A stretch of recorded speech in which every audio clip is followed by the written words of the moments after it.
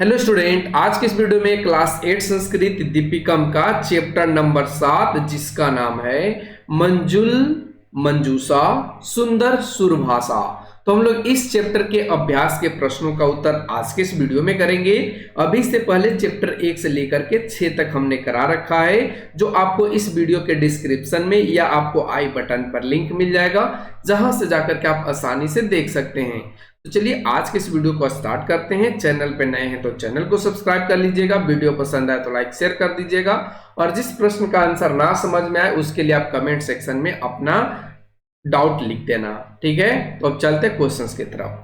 Question आपके screen पर first में कहा गया है कि अधः प्रदत्ता नाम प्रश्नानाम एक पदेन उत्तरम लिखत, नीचे दिए गए प्रश्नों का उत्तर एक पद में लिखें। जिसमें क क्वेश्चन कहता है कि सुंदर सुरभाषा कस्य वचन अतीता, यानी कहने का इसका मतलब यह है कि संस्कृत भाषा किसके वचनों से या किसके वाणी से परे है।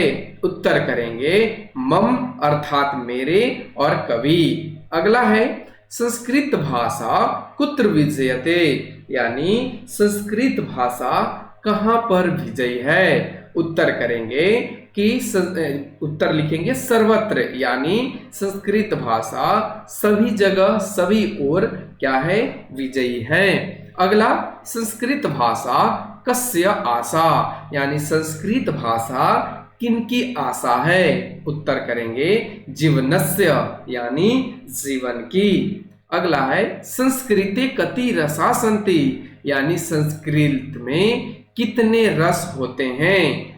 उत्तर करेंगे नव, यानी 9। कस्या ध्वनि श्रवणेन सुखम वर्धते, वर्धते यानी कहने का इसका मतलब यह है कि किसकी ध्वनि सुनने से सुख बढ़ता है। उत्तर करेंगे संस्कृत भाषा, यानी संस्कृत भाषा की। अगला क्वेश्चन आता है अधः प्रदत्ता नाम प्रश्नानाम पूर्ण वाक्येन उत्तरम लिखत, यानी नीचे दिए प्रश्नों का उत्तर पूर्ण वाक्य में लिखें। जिसमें का क्वेश्चन कहता है कि संस्कृत भाषा केषाम जीवनस्य आशा अस्ति, यानी संस्कृत भाषा किनके जीवन की आशा है। उत्तर करेंगे संस्कृत भाषा पौराणिक सामान्य जनानाम जीवनस्य आशा अस्ति, यानी संस्कृत भाषा पौराणिक और सामान्य लोगों के जीवन की आशा है। अगला क्वेश्चन केषाम विचारा जनान अभिप्रेरयन्ते, यानी किसके विचार से या किस प्रकार के विचार से लोग प्रेरित होते हैं। उत्तर करेंगे वेद उपनिषद वेदांत पुराणादीनाम विचारा जनान अभिप्रेरयन्ते, यानी वेद उपनिषद वेदांत, जिसे वेदांग भी कहा जाता है, आप थोड़ा ध्यान रखेंगे, और पुराणों के विचार से लोग या जन अप्रेरित होते हैं। अगला कई रसय समृद्धा साहित्य परंपरा विराजते, यानी साहित्य परंपरा किन रसों के द्वारा समृद्ध है। उत्तर करेंगे श्रृंगार हास्य करुण रौद्र वीर भयानक विभत्स अद्भुत शांत प्रभृति भी नौभी रसई समृद्धा साहित्य परंपरा विराजते, यानी श्रृंगार रस हास्य रस करुण रस रौद्र रस वीर रस भयानक और विभत्स, जिसे डर भी कहा जाता है, अद्भुत रस शांत रस इत्यादि 9 रसों से साहित्य परंपरा समृद्ध है। अगला क्वेश्चन करेंगे संस्कृत भाषा केषु शास्त्रेषु विरहति, यानी संस्कृत भाषा किन शास्त्रों में विहार या विचरण करती है। उत्तर करेंगे संस्कृत भाषा चिकित्सा विज्ञान खगोल शास्त्रादिषु विहरति, यानी संस्कृत भाषा चिकित्सा विज्ञान और खगोल शास्त्र आदि में विचरण या विहार करती है। अगला क्वेश्चन आता है, संस्कृत भाषया कानि कानि संबोधन पदानि अत्र प्रयुक्त, यानी संस्कृत भाषा में कौन कौन से संबोधन पद यहाँ उपयोग या प्रयुक्त हुए हैं। उत्तर करेंगे, संस्कृत भाषया मंजुल मंजूषा सुंदर सुरभाषा ऐहि माता श्रुति सुख निनदे सकल प्रमोदे स्मृति हितवर्दे सरस विनोदे इत्यादिनी संबोधन पदानि अत्र प्रयुक्तानि, यानी संस्कृत भाषा मंजुल मंजूषा जिसे कहा जाता है सुंदर पेटिका, शब्दों की जो सुंदर पेटिका होती है उसकी बात है, ठीक है। फिर उसके बाद है सुंदर सुरभाषा, फिर ऐहि माता यानी माता के रूप में, फिर उसके बाद श्रुति सुख निनदे। अब श्रुति सुख निनदे के मतलब क्या होता है, जो कानों को सुनने में प्रिय लगे। सकल प्रमोदे यानी इसका मतलब ये होता है सभी को आनंद देने वाली। स्मृति वर्दे यानी स्मृति के हित में या यादगार को विकसित करने में। सरस विनोदे, अब सरस विनोदे का मतलब मधुर विनोद करने वाली।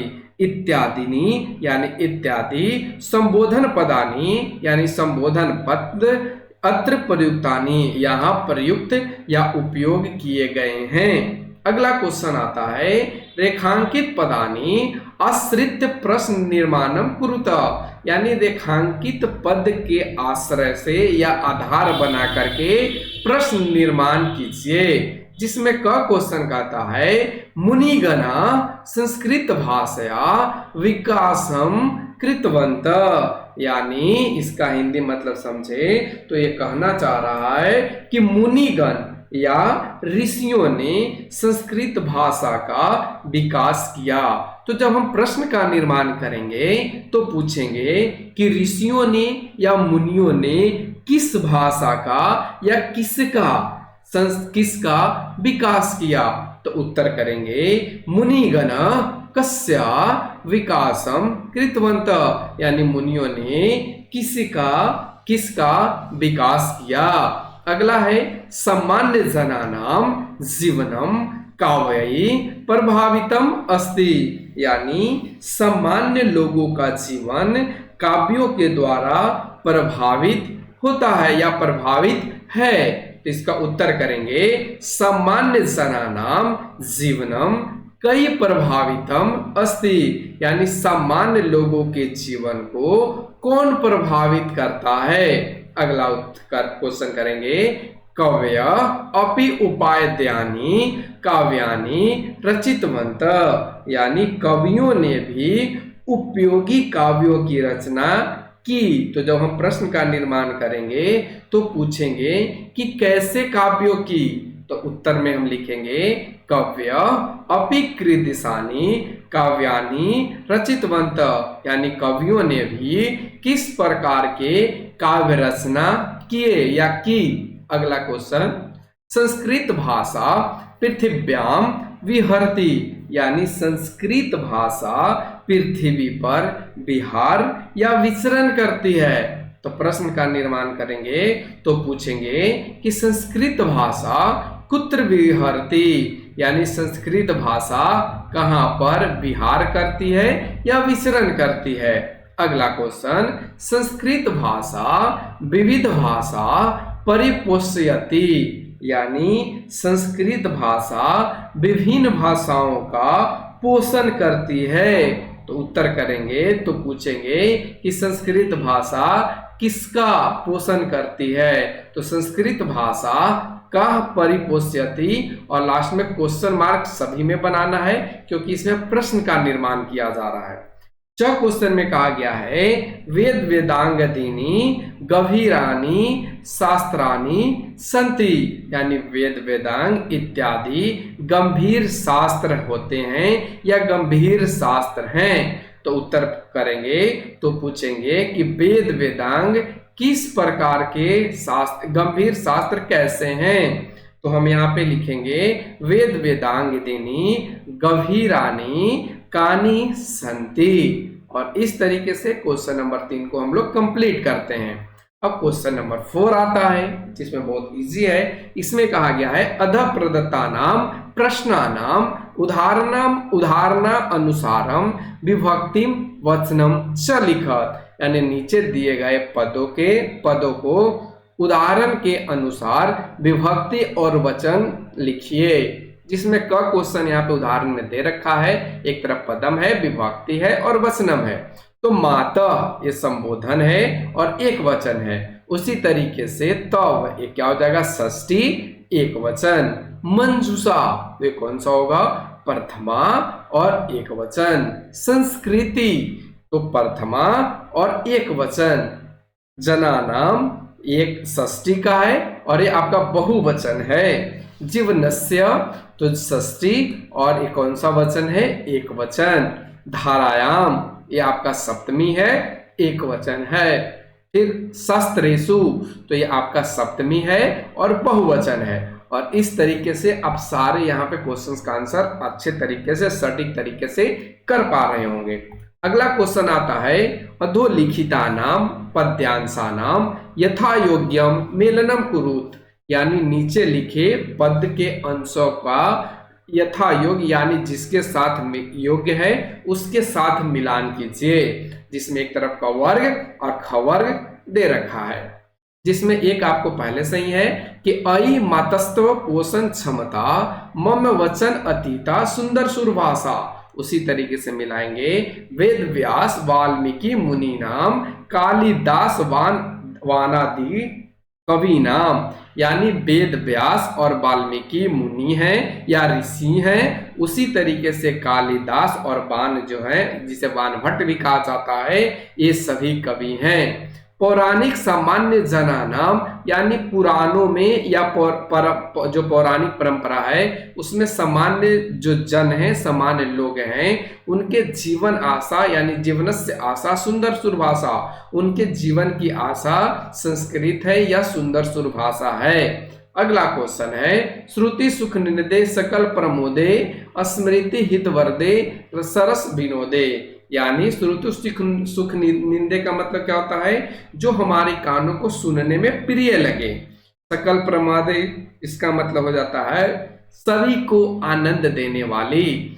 स्मृति हित वर्दे, तो स्मृति हित वर्दे मतलब जो हमारी सोच की, जो हमारी सोचने की क्षमता की विकास करे। सरस विनोदे, यानी सरस विनोदे का मतलब मधुर विनोद करने वाली, ठीक है। उसी तरीके से वैद व्योम शास्त्रादि विहारा स्मृति, इसका मिला देंगे विजयते धार्यम। तो इसका क्या बन जाएगा कि जो वैद व्योम है, यानी जिसे खगोल शास्त्र विज्ञान भी कहते हैं, ठीक है, उनका विहार स्मृति ही, उसका जो विहार है वो हमेशा पृथ्वी पर विजयी है। अगला क्वेश्चन करेंगे उदाहरण अनुसारम अध प्रदत्तानाम पदानाम एक पदेन अर्थ लिखत, यानी उदाहरण के अनुसार नीचे दिए गए पदों को एक साथ अर्थ लिखें। जैसे देवलस्य आलय, तो इसका क्या बनाया गया, देवालय, यानी देवता का घर या देव का घर। अगला है सुरानाम भाषा, तो क्या हो जाएगा, सुरभाषा। सुंदरी सुरभाषा तो हो जाएगा सुंदर सुरभाषा। नव रसई रुचिरा, तो क्या बन जाएगा, नव रस रुचिरा। पोषणस्य क्षमता, तो पोषण क्षमता। मंजुल भाषा, तो हो जाएगा मंजुल भाषा। और इस तरीके से सारे प्रश्नों का उत्तर हम लोग यहाँ पे कर पा रहे हैं। अगला क्वेश्चन आता है जिसमें कहा गया है कि पेटिकात पदानी चित्वा रिक्त स्थानानि पुर्यात्, यानी पेटिका से पद को चुनना है और रिक्त स्थानों की पूर्ति करना है। जैसे कि आपको यहाँ पे जो पीला कलर का दिख रहा है ये आपकी पेटिका है और इसी पेटिका में से चुन करके आपको भरना है। तो चलिए अब हम भरते हैं। देखिए फर्स्ट में क्या कहता है एग्जाम्पल वाला कि मुनिवर विकसित, कविवर विलसित, मंजुल मंजूषा, सुंदर सुरभाषा, यानी इसका कहने का मतलब है कि श्रेष्ठ या महान मुनियों के द्वारा विकसित, श्रेष्ठ या महान ऋषियों के द्वारा या मुनियों के द्वारा विकसित श्रेष्ठ कवियों के द्वारा जो विकसित है, उनके द्वारा जो रंजित किया गया है, उनका सुंदर सुर भाषा है। अगला क्वेश्चन है, अयि माता तो पोषण क्षमता खाली जगह मम, यानी कहना चाह रहा है हे माता तुम्हारी पोषण क्षमता मेरे वचनों से परे है। वेद व्यास वाल्मीकि मुनि नाम खाली जगह कवि नाम। इसमें क्या भरा जाएगा? कालिदास वान आदि, यानी कहने का मतलब है कि वेद व्यास और वाल्मीकि ये ऋषि हैं, जबकि कालिदास और बाणभट्ट जिसे कहा जाता है ये आपके कवि हैं।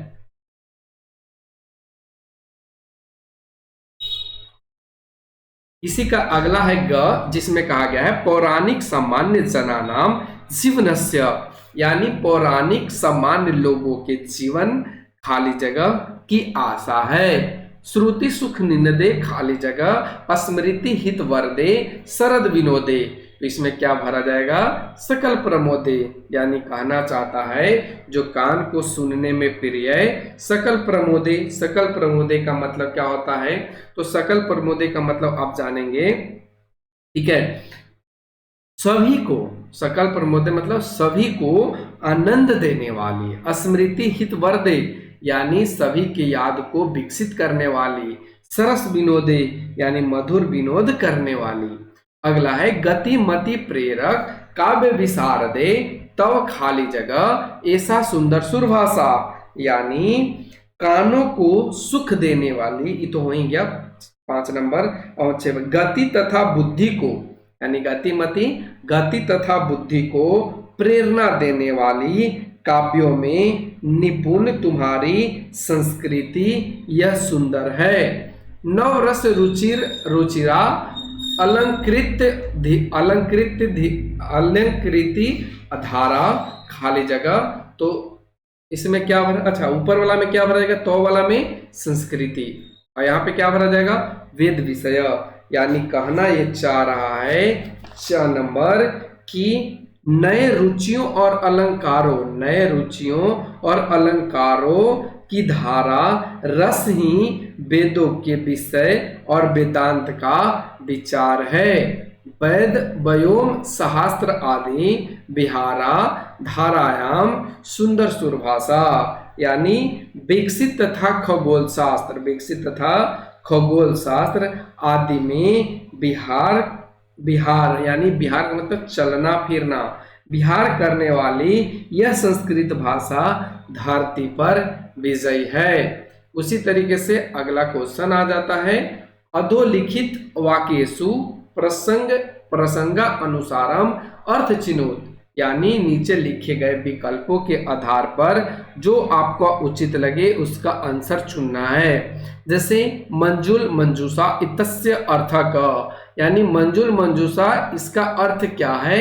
तो लिखेंगे मनोहर रूपेण संकलिता, यानी मनोहर रूप से, या कह सकते हैं इसे स्वभाव, सुंदर स्वभाव से। ठीक है, अब बढ़ते हैं हम आगे के क्वेश्चन।